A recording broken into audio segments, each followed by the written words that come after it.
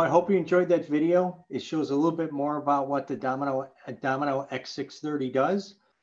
For today, my name is Matthew Condon. I'm the Business Development Manager for Corrugated here at Domino. And I'm here with Finn MacDonald, who's the president of Independent 2.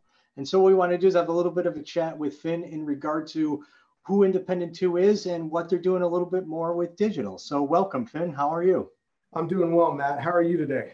I'm good, thanks. Thanks for participating, by the way. So tell me a little bit more about Independent 2. What is the company? What's the background, and give us a little bit of the history. Sure, happy to do so. Welcome to the audience. Independent 2 is located in Louisville, Kentucky, and we've been here since the 1960s. We're a third-generation sheet plant. Grandfather, father, and myself have been part of the family that's run our operation and taken care of our customers for that period of time. We're a pretty good sized sheet plant. We've got a nice balance between flexo folder gluer and rotary die cutter converting, specialty converting, now digital center. We're about a 300,000+ square foot facility, single facility, and that serves the radius that we're in, which is it's just a hub. It's the hub of the world. A lot moves through Louisville, Kentucky. My role as president at Independent really is to help us continue to serve our customers in the manner that we've done for generations. And that is to keep our quality, keep our dedicated service, share and bring innovation to them so that they can experience packaging success. That's our current motto or brand statement. My other roles include certainly hiring and retaining our talent, and also making sure that we develop partnerships in the industry that allow us to bring converting technology, digital technology, any other type of technologies that help us, again, stay ahead of the market. Great, thanks. In regard to kind of the type of work that you do, what kind of markets and industries you serve? I mean, what type of corrugated jobs are typical and kind of, we'll say kind of the heartbeat of Independent 2? Sure, really, fairly traditional segments. Food, beverage, and spirits are certainly a big piece of our portfolio. What you would broadly call home goods. I mean, that is generally anything that could build a home, anything you buy for the home. That's a very healthy part of our portfolio. E-commerce in all its shapes and sizes is a dynamic part of our portfolio. Protective packaging. I don't want to call it industrial, but protective packaging, something where the functionality is in the structure, perhaps not in the print performance, is also an important part of the mix that we serve. Quantity-wise, Matt, we remain, if I say we remain somewhat all over the place, that'd be accurate. We do truckload business. We'll do a lot of business in that mid to low thousand range. Okay. We've got some specialty equipment, some Solarco box makers, and some equipment that allow us to get down to the hundreds and produce that very quickly, kind of keep that small agile work off the main line. And that's those quantities, that range of quantity really matters. We do a tremendous amount of inventory work as well.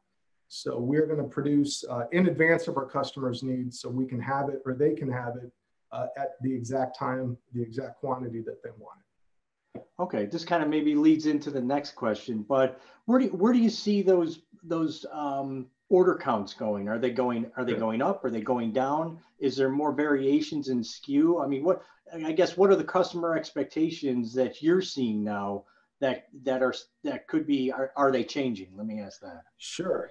I think a couple different ways to address the question. One is, if I generally say order quantities aren't going up, that'd be accurate.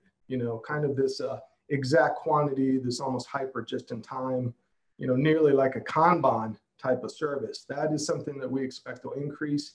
I think over the past year, that traditional model of forecasting or annual usage, I think is going to go through a period of transition because frankly, this economy can get moved dynamically, quickly. So we think that agility, smaller quantity, quicker turns is not just a near-term focus of ours, but maybe a longer-term focus. When you get back to what you would call traditional business, obviously the ability to I will say, change your message, react or respond to the times that you're in, is something that we're also planning on. We don't think it's going to happen. We think we're actually in it or at the front of it. So if you've got items that, all of a sudden those, business moves, it was a US based business. It has to go maybe over a border to get produced. Well, all of a sudden, all that print has to change in a heartbeat. Or if the customer wanted to insert a message that relates to the times you're in, be well, wear a mask, be safe, we're in it together, something like that. Right. And we're being asked to address those changes and to do so quickly and dynamically, and really without a whole lot of change in the day-to-day process, if you will. So how has COVID affected the business? I mean, what are the differences compared to a year ago? Sure. Yeah, I think COVID. I would imagine most of the folks on the chat, might be shaking their heads that COVID has had an impact on the economy. And those, I think the changes are generally, it's in the planning and it's in the response time. So traditional planning is certainly, it's under a great deal of pressure, but the response time can't ever lag. Customers need to serve their customers in the manner with which it was promised, no matter what happens ahead of that. So we are faced, I think many are faced with that challenge of, there were no orders last month, there were no needs, there was a shutdown or frankly, a plant maybe had an operational challenge with labor, everything was down and then boom, everything is back. So our position is we have to have the assets, we've got to have the equipment, the technology, the processes to be able to react more quickly than a company that really took pride on being a pretty fast turn company. Now we've got to step it up. So now it's a bit of lightning fast now than just really fast. Yeah, it's a bit of lightning fast, Matt. None of the other assumptions change. Quality still has to be, what was expected. Innovation still has to be what was expected. Performance still has to be what was expected. The price is still supposed to be in the context with which it began. Right. Yeah.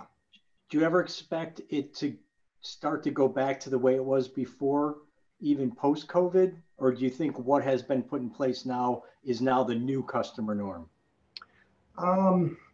Great question. I probably can't give a full answer to it. What I would say is it'll be a bit of both. If it's a certain scale, maybe that industry or that scale will go back to where it's at.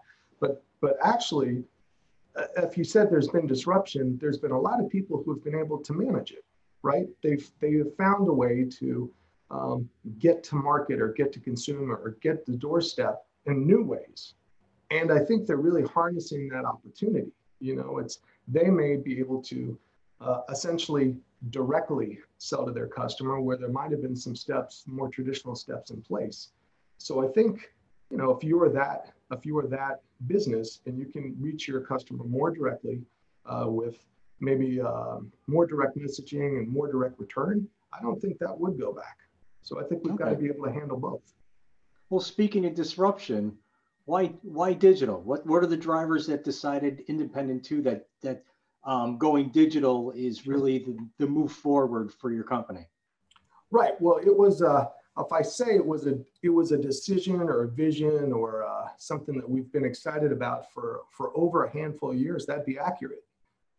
We've always believed in the values of digital and what it can bring in the change of messaging, the change of brand, the increased amount of excitement or content or critical content that it can add to a package, the ability to help sell on the shelf or surprise at the doorstep. Been longtime fans of that. What we hadn't been able to do is really find the type of digital that applied to our business. And that's something that we kind of had, they say true love finds you. So we kind of had to wait for the best equipment, the best technology, the best partner that met our we think of it as our everyday needs. And, that's something that we're excited about, certainly to get introduced to your company, your technology, and X630i. Right. because that's where we said, okay, now we've got the asset, now we've got the partner, that we can become disruptive. You know, we can go out into our market and disrupt it with these new opportunities. Well, I find the term that you use really interesting. I know other people have said this as well, as you use that term everyday digital, which is not, I haven't heard a lot of people in the market use that term. Can you explain a little bit what that means and how that I guess is part of independent too? Sure. Yeah. Great question. And the way we look at everyday digital, Matt, is that if you maybe make a broad definition of flexo caliber digital, you know, or digital flexo replacement, something that begins with that kind of understanding, then to us, it opens up the playing field that we really operate in and day out. We have never been a high graphics display house or point of purchase house.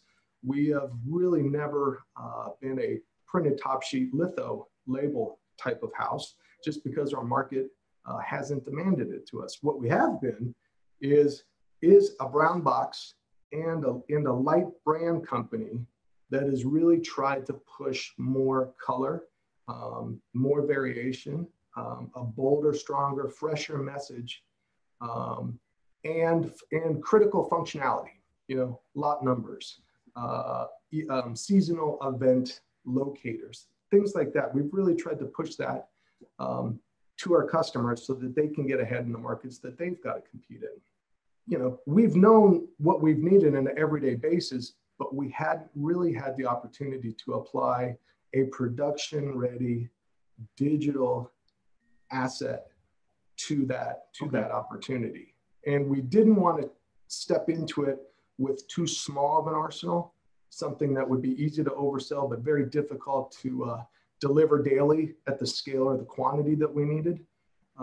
We needed to really be careful about it until we found, again, a partnership and a press that could really meet our opportunity at scale and help us drive forward.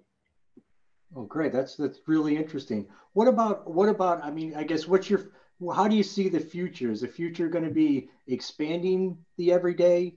Would it be going into other segments within Corrugated using the digital asset? I mean, how do you see the world moving forward from an independent two point of view? Sure. Well, I do think, again, kind of going back to the everyday model, in-house, what we're doing is evaluating two types of work. Really this body of internal work. So it's customers we already have, and it's print that we're already applying to their orders as they come through the schedule. The key here is that in many instances, we believe routing that work through our digital press and then finishing it in our traditional converting line, in total, it may speed up the process, it may reduce waste, it may reduce cost, it will improve quality, it will improve consistency. Even in a two-step model. Even in a two-step model, Matt, even in a two-step model, because what we're trying to do is, again, if you think of our main line, you know, there are really just a few things that can slow our main line down. So that would be not having the raw material. It would be not performing well during a setup or a changeover. It would be problems managing a job through the press. You know, and then the larger X factors of, you know, uptime, downtime with the machine health.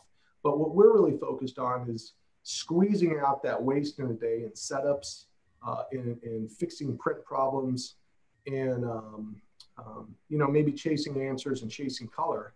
We think that if we can apply a certain degree of unknown into a manufacturing schedule, then what we squeeze out of it might be a handful of extra jobs on this flexo, a handful of extra jobs on this die cutter.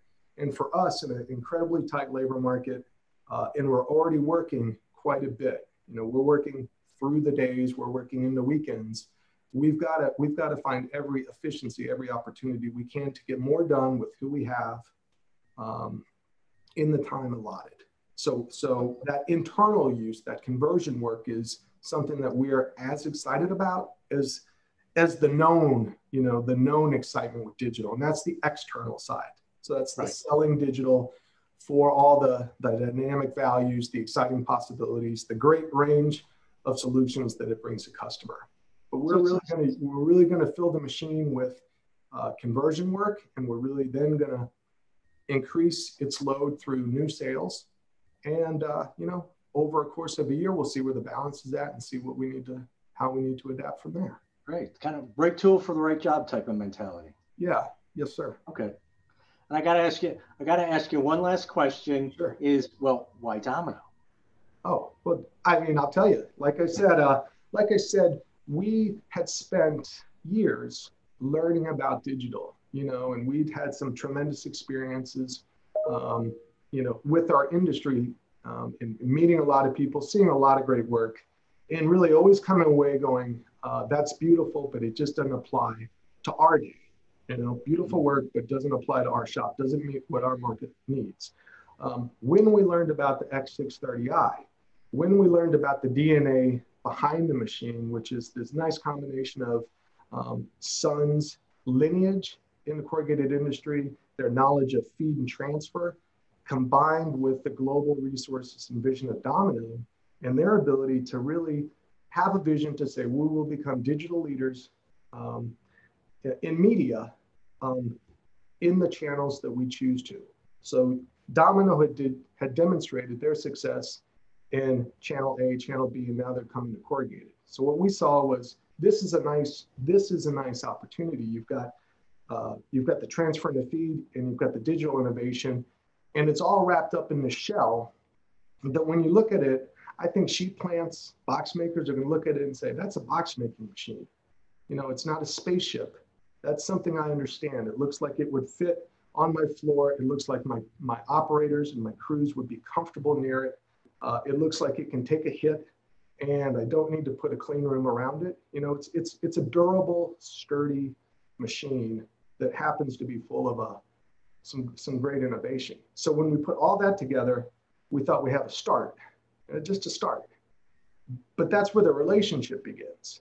Right. So, you know, certainly working with the people behind the label, that is where, for us, that's where the true sense of not only possibility, but reality have come from.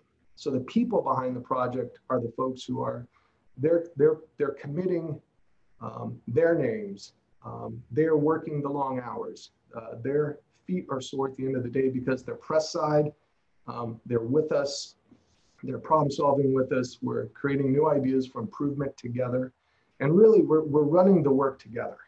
And I think that demonstration of tenacity and authenticity has been extremely special to us. And I think because Domino's exhibited to us, I have every confidence Domino would exhibit it to the next customer or the next prospect. I guess, is there any last comments you would have on your journey? Yeah, you know, it's fascinating. In the 20 minutes or so that we've talked, we really have gotten up to the beginning of the journey. I mean, it's amazing how much work goes into reaching the starting line. But the work that we've done in the install, the work we've done through the kind of the commissioning of the machine, the early work we've done in taking samples and taking the spark of digital out to our market, along with the early conversion work we've put through the machine, really means that the end of 2020 and certainly the beginning of 21 are full steam ahead for the Domino Digital Center that Independent 2 has. We're excited to offer it to our market. We are more than happy to have a conversation or host anybody that the Domino brand would like to bring to us. As always, seeing is believing. Getting up next to a machine, talking with the folks who use it is always the truest way to get to know what is special about the press itself. Yeah. Thank you very much. I really appreciate your time, and thank you for everybody at the Digital Packaging Summit. Have a great day. Thank you. Thank you all.